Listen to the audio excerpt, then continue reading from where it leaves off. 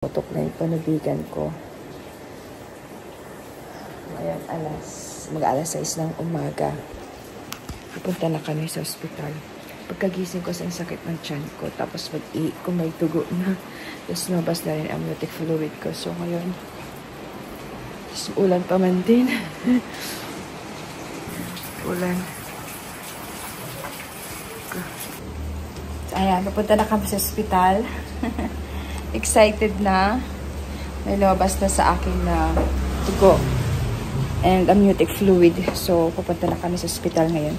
So, ready na kami. Yan. Ay, Lord, help me, Jesus Christ. Hindi pa kami makaalis kasi sobrang lakas ng ulan.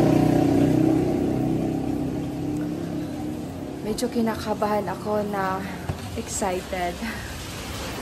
Love, ano yung pakiramdam mo na mga anak na ako? Ano yung feeling mo? Are you excited? Yes. Excited na kaming dalawa.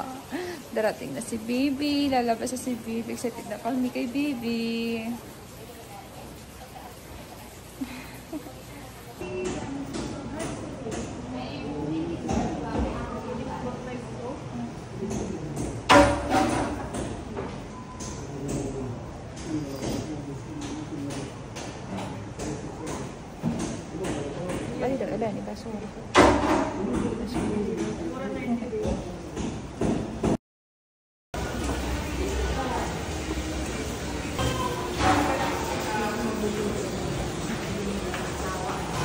First time ko magbuntis kaya ang tagal ng labor ko.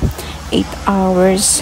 Dito binigyan ako ni Doc ng gamot pang pahilab, yung oxytocin, para makatulong sa akin. Mailabas ko kaagad si Baby. Dito 3 cm na ako pero hindi pa ako fully dilated. Kaya naglalakad-lakad pa ako, malayo pa naman si Baby. Tapos pagka 7 cm ko, super intense na nang nararamdaman ko. Nakalimutan ko na mag-video hanggang sa mga anak ako. Kaya ito na si Baby.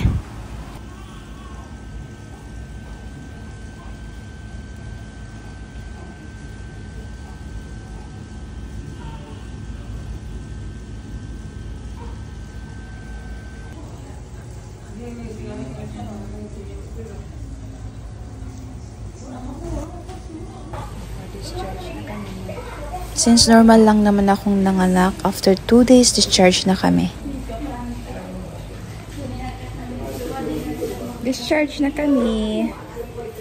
Uwi na kami sa bahay. Tulog na ang baby namin.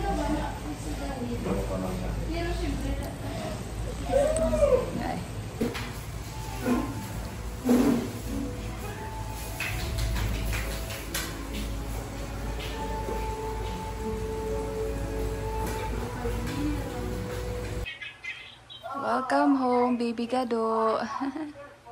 Jadi na. We're home. Tuloy na kayo, magsasara naman kami. We're home. Yeah, good boy. Ito nga. Welcome home, Baby Gado.